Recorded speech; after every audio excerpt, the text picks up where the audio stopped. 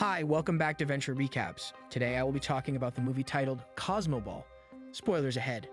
Many years ago, a scientist named Bello battled against Cherno the Destroyer. Bello was about to get the victory when Cherno revealed that he forged a terrifying weapon known as the Wave Eater. To stop him from destroying every planet in the universe, Bello attacked Cherno. Cherno's ship crashed into the moon, shattering it into pieces. Cherno himself escaped in a pod and landed on Earth's core, which gave Bello the chance to keep him trapped there. This also caused Earth to suffer as ice caps melted, deserts froze over, new diseases appeared, and poverty took over most of the planet. It's now 2071 and Earth is still recovering. Anton is one of the many poor people trying to survive, but he's constantly having small accidents and everyone thinks he has bad luck. He's also considered a loser because he's afraid of even the smallest of lizards. However, the reason for his accidents is Valia, Cherno's daughter. She gets in contact with Cherno through a hologram communicator. Cherno is frustrated because he only has 2 Wave Eaters left, and if he doesn't succeed with this, he'll be trapped down there forever. He was the one that invented the protein that gave humans the teleportation ability, and he needs it to perfect a mysterious experiment. Afterward, everyone on Earth gets ready to watch a new match of Cosmoball, which is played among teams from the planets that form the Council. Earth's team only has 3 players so far because teleportation is needed to play. They are Natasha, Pale, and Fan. The Earth team uses little robots known as Sputniks that control the armor around their bodies. The game is similar to soccer and it's played in a huge floating stadium shaped like a dandelion. It has a rule where one team must kick the ball 5 times to make the opponent's goal open, and if the ball reaches the goal, they get a point.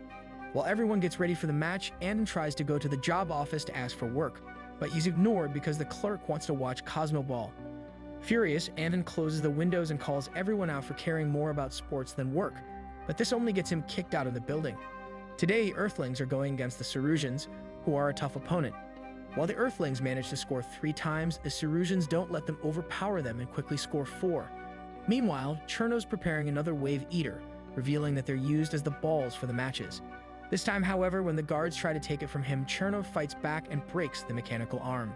The guards call Bello to let them know of the issue, so Bello pauses the game to talk to the players. To buy some time, he asks one of the Cerusians to pretend to be unconscious because Earth's temperature overheated him. Cherno uses the Wave Eater to kill the guards, but the last guy manages to press a button on the panel before dying, and the last robot arm finally takes the Wave Eater to send it to the game. Bello allows the match to continue, and thanks to the kicks from the players, the Wave Eater becomes nothing but a little rock that falls on the pile with all the other Wave Eaters they've used for Cosmoball. At the end of the day, the Earthlings win the game. While the whole world celebrates, Andon returns home and finds his mother on the floor. He immediately takes her to bed and asks about her medicine, only to discover they've run out. Desperate, Andon runs to the pharmacy, which is closed, and throwing a rock at the window isn't enough to break it. At that moment, a woman named Anya shows up and breaks the glass and gets inside to steal things as well. Andon grabs the medicine and a snack for himself, only to be interrupted by Officer Vasily and his partner, who start chasing Andon and Anya through town. Anya shows Anton how to parkour around the different buildings, but Andon falls through a weak ceiling and drops the medicine. The cops attempt to catch him, and Andon struggles against them as he turns back to grab the medicine again. When it looks like Andon's about to get caught for good, Anya reappears by bending over a tree. The two of them jump on it before releasing the tree, which sends them flying inside an abandoned building. Anya drags Anton inside a room and covers his mouth to keep him quiet. However, Anton notices a lizard next to his ear and screams. He decides to apologize by handing himself in, pushing away the cops to run to the streets.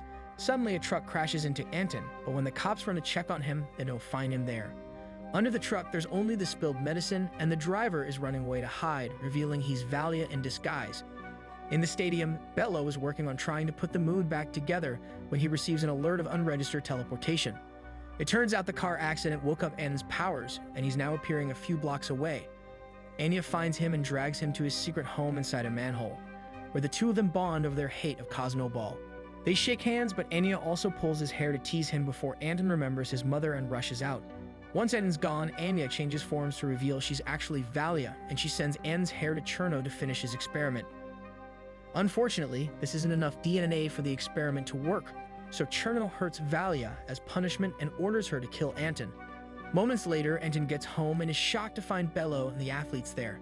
They want Anton to join the Cosmoball team, but Ann refuses. At that moment, the cops enter the house to arrest Anton. Bello quickly solves it by freezing both officers. Then Natasha makes an offer that if Anton joins the team, they'll make a cure for his mother's sickness. so Anton accepts. Afterward, they take Anton to the amazing stadium, which is a piece of advanced architecture. Anton is scanned when he enters to get rid of contamination. Then Bello uses some of Anton's blood to activate his very own Sputnik, but since its legs are lizard-like, Anton is too nervous and snappy. The Sputnik gets afraid and retreats into its own body, and the other athletes promise Anton that the little guy will share its name when their connection becomes strong enough. Now it's time for some training.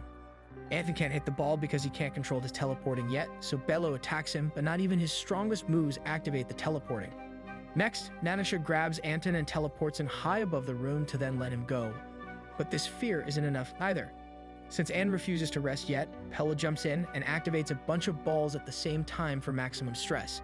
This finally causes Anton to teleport all around the room, and Bello can't believe someone mastered this in one day. When they send another ball after him, Anton hits it 5 times, something nobody ever achieved before. He also uses his hands like a goalkeeper, which is exactly what the team needs. The training session is interrupted by a message for Bello that calls him to a council meeting. Bello takes Natasha with him, and on their way out, he tells her he doesn't have what's needed to cure Anton's mother. Anton overhears this and begins having second thoughts. During the meeting, Bello asks the other leaders for help with the cure. The aliens turn him down, saying they don't want to give such advanced knowledge to underdeveloped planets, but Bello replies he'll help the poor woman no matter if they like it or not because Anton is the next step in evolution. Moments later, Natasha takes Anton home and Valia follows them. Natasha runs some diagnoses on the mother while she shares the story of how she got pregnant when the moon was destroyed and she felt a needle pierce her belly. Anton can't stand seeing Natasha give his mom fake hope and goes to his room to think about what to do. At that moment, a boy appears at the window and tells him Anya is looking for him. Anton goes to see Anya and finds her only wearing a shirt. She also gets closer to try to kiss him and stops herself when she notices Anton's uniform. Anton explains he doesn't want to be an athlete and how they lied about his mom, so Anya gives him a pod filled with poisonous sap that Anton could feed into the stadium plant. That way, the stadium will be destroyed and everyone will stop staring at the sky. Anton hesitates because of the security system, but when Anya says that he's a coward, Anton accepts and tries to take the pod. Anya teases him and makes him trip. Anton tries to kiss her, his Sputnik activates and pulls him back. Then Natasha shows up to pick Anton up, so Anya kisses Anton to slip the pod into his hand before he leaves. On their way back to the stadium, Natasha explains the Sputniks warn you when you're in danger. Natasha takes Anton inside the stadium. Anton gets nervous about the scanner, but thankfully the computer doesn't detect the pod. He wonders what may happen if his Sputnik never tells him its name, and Natasha explains he may die without that connection. The next day, the team gets ready for the next match, and Anton hides the pod under his clothes before his Sputnik puts on his uniform. Then Anton pretends he needs to go to the bathroom to take a moment and release the sap on the stadium floor before joining the team. Today's opponents are the Amazonians, who are huge but very friendly. Everyone is excited to see Anton as the new player, including his mom, who is now spending time with Vasily. When the match starts, Anne refuses to play and sits on the floor, causing the people to go from supporting him to booing him. Everyone calls him a quitter, and Bello pauses the game to check on him. When Anne accuses him and Natasha of lying, they show him they've already gotten the medicine and his mother is slowly getting better. Bello decides Anton deserves a full explanation and takes him to his room where all the ball pebbles pile up. He explains that the balls are wave eaters and that they can't be destroyed. However, they can't be discharged after 5 strikes from an athlete with teleportation powers. This is why the Dandelion Stadium was created, and Cosmoball is their way to fight a war against Cherno without worrying or hurting the population. They cannot kill Cherno because his lab will explode with him and it's too close to Earth's core. Anton realizes the mistake he's made and runs to check on the sap, only to discover the stadium is already infected. Then Anton runs back to the arena where he sees the poison is reaching the walls here too. Anton realizes that his actions have caused the poison to spread throughout the stadium, and Bello activates the evacuation mode to send the viewers back to their homes. Cherno releases the Wave Eater into the stadium, and Anton acts quickly to teleport Natasha away from its path. Anton and Natasha work together to discharge the Wave Eater, but Anton notices a weird spark on his hand when he takes off his glove, angry at Anya for tricking him. Anton hides his Sputnik in the stadium and goes to confront her. However, he is frozen by Valia, who reveals her true form to him.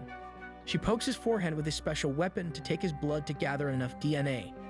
Cherno receives the pod with the blood and uses it to finish his experiment, creating a giant white creature that he jumps into to control from the inside. Valia leaves the room to reunite with her father, and Sputnik finds his body, using the blood from the activation to heal his wound before shutting down. As Anton wakes up, Bello and Natasha arrive, and he confesses to poisoning the stadium. Cherno appears on the hologram and asks Bello to join him, calling him his creator, but Bello refuses to explain the meaning to Natasha and asks her to get ready to fight. Anne's left behind for being a traitor. Cherno uses the creature to escape his prison, destroying a bunch of buildings as it flies to outer space, where he begins creating more wave eaters from an egg.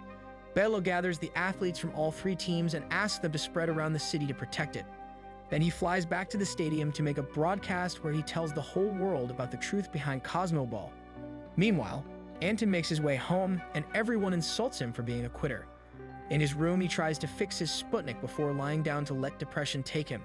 His mother finds him and explains everyone makes mistakes, but the real strong people are those who work to fix them. Natasha teleports to the stadium to ask Bello for an explanation. So Bello finally confesses Cherno had been his own experiment. His mistake had been giving him feelings, and Cherno began to create a research so unsafe that it earned him banishment. As Bello begins flying the stadium into space too, Cherno uses the new wave eaters to attack Earth, prompting the athletes to jump into action and do their best to kick them all away. Lots of spaceships sent by the Council begin to arrive and try to capture the white creature, but Cherno starts attacking the fleet, leaving only the Dandelion left. The wave eater attack is getting hard to handle while the athletes and Fan gets hurt. Fortunately, she wakes up just in time to teleport away, but their defenses are failing and the wave eaters are damaging the city. Anton sees this and is so desperate to help that he wants to join without armor. This determination is enough to finally activate his bond with his Sputnik. After a series of images about the past few days plays in his mind, the Sputnik reveals its name as Mowgli. Anton teleports into the city to help some civilians before joining the athletes in the sky. Pell immediately asks him to help him protect Fan because she's hurt. The mother takes Mowgli to protect it, and Vasily shows up to take her to a safer place. Both adults use this chance to confess their feelings for each other. Anton finds Fan on the ground, insisting she's fine, and he decides to hand her to the cops that are guiding the citizens into a shelter. Afterward, Anton goes to stop the wave eaters. He kicks the first one, but the second one hits him and sends him to the ground. This danger activates Mowgli, and it goes looking for its master, discovering Anton lost his clothes, but he's healthy because his body absorbed the wave eater's energy. That Mowgli becomes Anton's armor again, and they fly up together to stop the rest of the wave eaters by absorbing them instead of kicking them. Up in space, Bello wants to leave in a pod to see Cherno, so he gives Natasha the Dandelion's control, asking her to save Earth if he doesn't come back alive. Natasha refuses to lose him and grabs him to teleport inside the white creature. Cherno asks Bello to show his real alien face, then tries to kill him. Natasha jumps in to stop him, and Valia comes in his defense, and now the girls are fighting each other while Cherno and Bello carry on their own battle. Valia overpowers Natasha and captures her. It looks like Cherno has the advantage, but Bello takes the distraction to freeze the egg that produces the wave eaters, and he freezes Cherno as well. Valia transforms into Natasha to approach Bello unnoticed and uses her powder to freeze him too. On Earth, Anton decides to risk it and slowly teleport further from the atmosphere, which athletes aren't supposed to do. Valia frees Cherno, and when he's about to kill Bello, Anton teleports inside the creature, grabbing Valia as a hostage. However, Cherno doesn't care about his daughter because she was an imperfect creation, so he pierces through her to attack Anton.